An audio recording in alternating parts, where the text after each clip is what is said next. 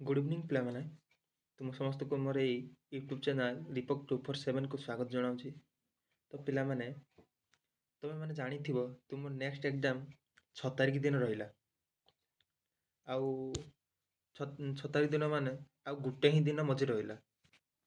ତ ତୁମମାନେ ଭଲସେ ପଢ଼ାପଢ଼ି କର। ତ ମୁଁ ତୁମମାନଙ୍କ ପାଇଁ କିଛି ପ୍ରିଭିୟସ୍ ଇୟର୍ କ୍ୱେଶ୍ଚନ୍ ଗୁଡ଼ା ଆଣିଛି। ଇମ୍ପୋର୍ଟାଣ୍ଟ କ୍ୱେଶ୍ଚନ୍ ମାନେ ଏଗୁଡ଼ାକ ରିପିଟ୍ ହିଁ କରୁଛି, ମାନେ ସବୁ ବର୍ଷ ଏଗୁଡ଼ାକ ରିପିଟ୍ ହିଁ କରୁଛି। ଓକେ,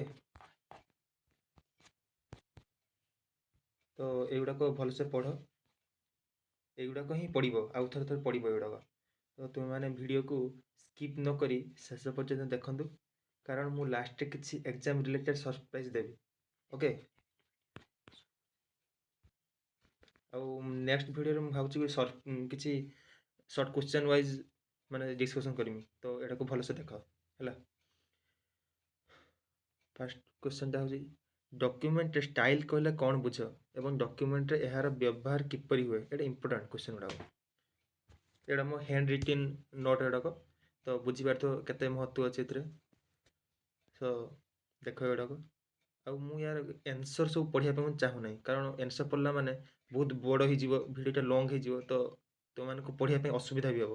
ସୋ ମୁଁ ତୁମକୁ ଏମିତି ହେଉଛି ଖାଲି କ୍ୱେଶ୍ଚନ୍ ପଢ଼ି ଦେଉଛି, ଆଉ ଆନ୍ସର୍ ହେଉଛି ତୁମେମାନେ ସବୁ ସ୍କ୍ରିନ୍ସଟ୍ ମାରିଦେବ। ଓକେ,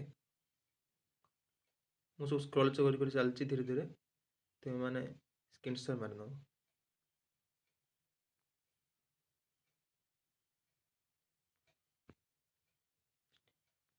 ଦେନ୍ ଟେମ୍ପଲେଟ୍, এটা হচ্ছে ইম্পর্টাଣ୍ଟ। এটা 2019-20ରେ ଆସିଥିଲା, ଦୁଇଟା ବର୍ଷରେ ଆସିଥିଲା।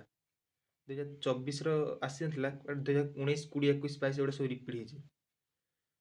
ତ ଏଇଟା ଟେମ୍ପଲେଟ୍ ବିଷୟରେ ସବୁଗୁଡ଼ା ପ୍ରାୟ ଆସୁଛି। ଟେମ୍ପଲେଟ୍ ଫାର୍ଷ୍ଟ କ୍ୱେଶ୍ଚନଟା ହେଉଛି ୱାର୍ଡ଼ ଡକ୍ୟୁମେଣ୍ଟରେ ଟେମ୍ପଲେଟ୍ କ'ଣ ଏବଂ ଡକ୍ୟୁମେଣ୍ଟରେ ଟେମ୍ପଲେଟ୍କୁ କିପରି ବ୍ୟବହାର କରିବା? ଏଇଟା ବହୁତ ଇମ୍ପର୍ଟାଣ୍ଟ କ୍ୱେଶ୍ଚନଟା, ଏଇଟା ମାଚ୍ ଇମ୍ପର୍ଟାଣ୍ଟ। ନିଶ୍ଚିତ ଦେଖିବ ତୁମେମାନେ ଏକ୍ଜାମ୍ରେ ଏଇସବୁ କ୍ୱେଶ୍ଚନ୍ ଗୁଡ଼ାକ ହିଁ ପଡ଼ିଥିବ, ଏଇ ଟେମ୍ପଲେଟ୍ ନିହାତି ପଡ଼ିଥିବ। ତ ଏହାକୁ ସବୁ ସ୍କ୍ରିନ୍ସଟ୍ ମାରିନିଅ, ସ୍କିପ୍ କରିବନି। ଓକେ,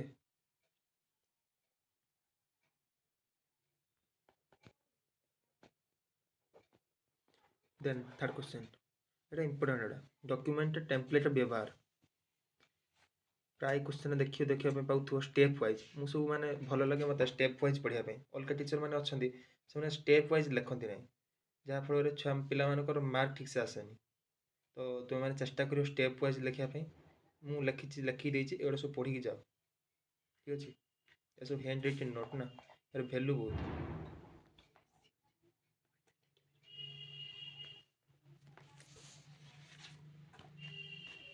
ଦେନ୍ ଥାର୍ଡ଼ କ୍ୱେଶ୍ଚନ୍, ଏକ ନୂତନ ଟେମ୍ପଲେଟ୍ର ସୃଷ୍ଟି କିପରି କରିବା? ଏଇଟା ମାଚ୍ ଇମ୍ପର୍ଟାଣ୍ଟ, ଭେରି ଇମ୍ପର୍ଟାଣ୍ଟ ଯାହା କୁହନ୍ତି। ଓକେ,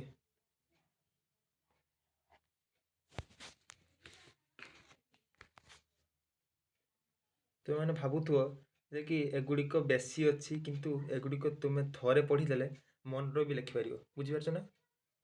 ବେଶୀ ଅଛି ତୁମେ ଭାବୁଥିବ, ବଟ୍ ଏଟାକୁ ଥରେ ପଢ଼ିଦେଲେ ବି ସବୁକିଛି ମାନେ ତୁମେ ମନରୁ ଲେଖିପାରିବ।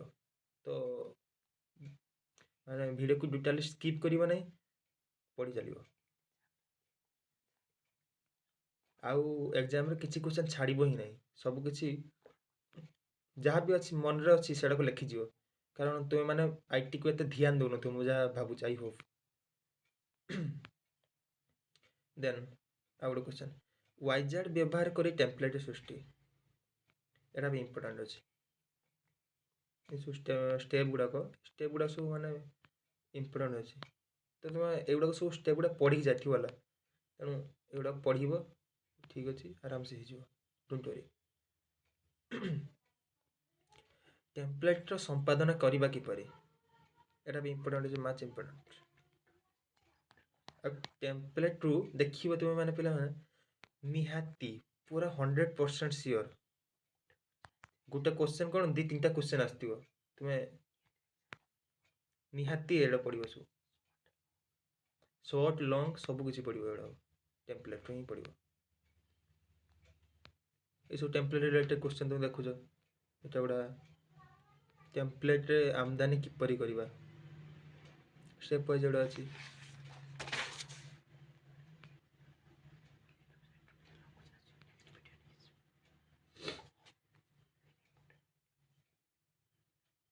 सेटा आमदानी गला एटा टेम्प्लेट को किपरि रप्तानी करिबा एटा इंपोर्टेंट एरु निहाती एदी टेम्प्लेट रो आसीबो निहाती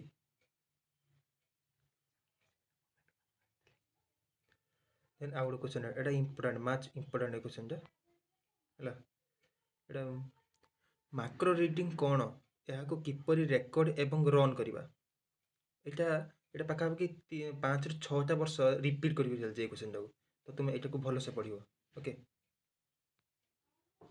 मु स्क्रॉल करूची तो माने स्क्रीनशॉट मान लो आई होप तुम बुझी पारथु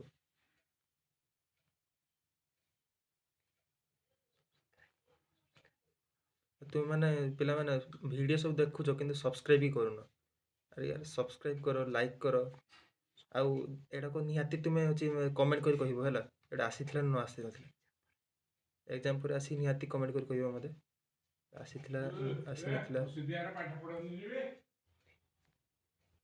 ओके देखो एटा स्टेप वाइज भी किछ लिखा है तुम स्टेप गुड़ा को ठीक से मन भी न रख किंतु एटा पढ़ी जाइथिबो थर थरे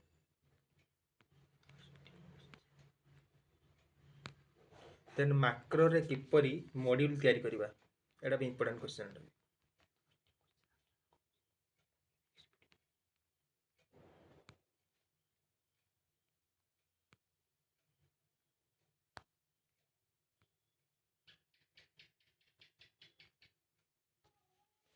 एटा गोटे इंपोर्टेंट क्वेश्चन अछि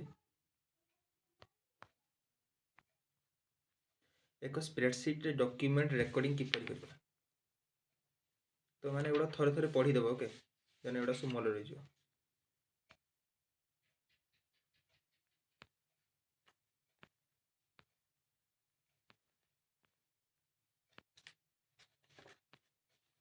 ये सुधा स्टेप वाइज देछि एडा तापर एडा गोटे डाटा एवं इंफॉर्मेशन मध्य पार्थक्य एडा इंपोर्टेंट बहुत अछि एडा मु किछि लिखिछि एडा को तो माने देखुथियो डाटा देछि ता तळे इंफॉर्मेशन देछि डाटा और इंफॉर्मेशन मध्य रे पार्थक्य बहुत थर पड़े तो एटा को देखिबो डाटा इंफॉर्मेशन मु एमती लिखि दिछि एमती टे पढिले टे कष्ट हो जानि छि बट एपडे टे पढिबो हला डाटाबेस और 2022 मसिया डीबीएमएस विषय पचारि थिला किछि तो मु भाबिले एटा भी इंपोर्टेंट ही पारे सो एटा मु आनी छि क्वेश्चन टा डीबीएमएस विषय डाटाबेस मैनेजमेंट सिस्टम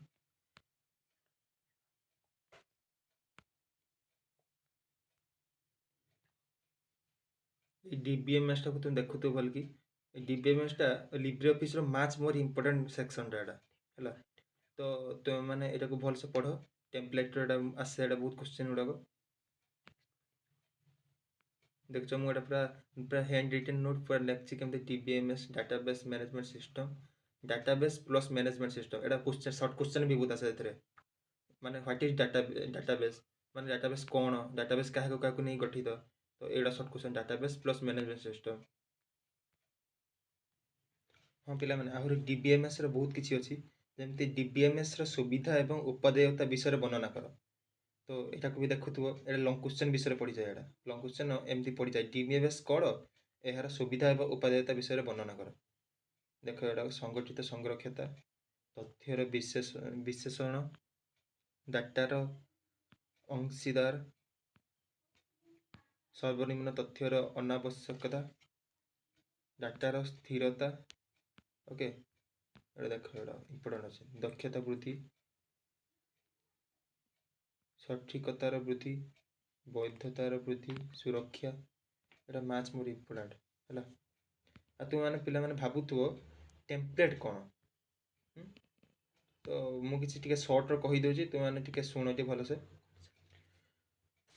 किछि प्री डिफाइंड फॉर्मेट कंप्यूटर रे थिबो ताकू हमको एडिट करबा को पड़ेगो दैट्स कॉल्ड टेम्पलेट ओके तथा कंपनी माने एक एग्जांपल किछि दोछि कंपनी रो नेम एम्प्लॉय रो नेम लेखा को एडिट करबा को पड़िबो एक्सेट्रा एक्सेट्रा ओके एटा सब वन एग्जांपल किछि फॉर्मेट थिबो ताकू एडिट करबा को पड़िबो एटा होछि टेम्पलेट ବୁଝିଲେ ନା? ଆଇ ହୋପ୍ ତୁମେ ବୁଝିପାରୁଥିବ। ଆଉ ଏଇଟା ହେଉଛି ଡାଟାବେସ୍ର ମୁଖ୍ୟ ଦୁଇ ପ୍ରକାର ହୋଇଥାଏ, ଏକକ ଫାଇଲ୍, ମଲ୍ଟି ଫାଇଲ୍ ଡାଟାବେସ୍। ବୁଝିଲ? ଏଇଟା ଗୋଟେ ପଡ଼େ, ଏଇଟା ହେଉଛି ଡିଫରେନ୍ସ ପଡ଼େ। ତୁମେ ଏଇଟା ଗୋଟେ ଭଲସେ ଦେଖିବ। ଆଇ ହୋପ୍ ତୁମକୁ ଏ ଭିଡ଼ିଓଟା ଭଲ ଲାଗିଥିବ। ଆଉ ଯଦି ଭଲ ଲାଗିଥିବ ଲାଇକ୍ ସବସ୍କ୍ରାଇବ୍ ଆଉ ନିହାତି କମେଣ୍ଟ କରି କହିବ ଯେ କି କ'ଣ ଆସିଥିଲା କ୍ୱେଶ୍ଚନ୍ ହେଲା। ମୋତେ ବି then ହେଲ୍ପ ହେବ ମାନେ ତୁମମାନଙ୍କୁ ସବୁ ନେକ୍ସଟ ଭିଡ଼ିଓଟା ଅପଲୋଡ଼ କରିବା ପାଇଁ। ଆହୁରି ହଁ ପିଲାମାନେ ଗୋଟେ କଥା ରହିଯାଇଥିଲା ସରପ୍ରାଇଜ୍ ତୁମମାନଙ୍କ ପାଇଁ। କହିଥିଲି ଫାଷ୍ଟରୁ କହିଥିଲି ଗୋଟେ ସରପ୍ରାଇଜ୍ ରଖିଛି ତୁମମାନଙ୍କ ପାଇଁ। ସେଇଟା କି ତୁମମାନେ ଜଲ୍ଦି ଜଲ୍ଦି 500 ସବସ୍କ୍ରାଇବ୍ କମ୍ପ୍ଲିଟ୍ କର। ଏଇଟା ହେଉଛି ସବସ୍କ୍ରାଇବ୍ ଥିଲା, ମାନେ ସରପ୍ରାଇଜ୍ ଥିଲା। ତ ଜଲ୍ଦି ଜଲ୍ଦି 500 ସବସ୍କ୍ରାଇବ୍ କମ୍ପ୍ଲିଟ୍ କର। ଦେନ୍ ମୋ ପାଖରେ ଅଲରେଡ଼ି କ୍ୱେଶ୍ଚନ୍ ଆସିକି ରହିଗଲାଣି ନାହିଁ। ତ ତୁମେ ମାନେ 100% ରିଏଲ୍ କ୍ୱେଶ୍ଚନ୍ ଗୁଡ଼ା ଅଛି ମୋ ପାଖରେ। ତ ମୁଁ ପଠାଇବା ପାଇଁ ଚାହୁଁଛି ଯେ, କିନ୍ତୁ ତୁମେମାନେ କିଛି ମୋତେ ସପୋର୍ଟ କରୁନ। ତ ମୁଁ କେମିତି କ'ଣ ପଠାଇବି କୁହ?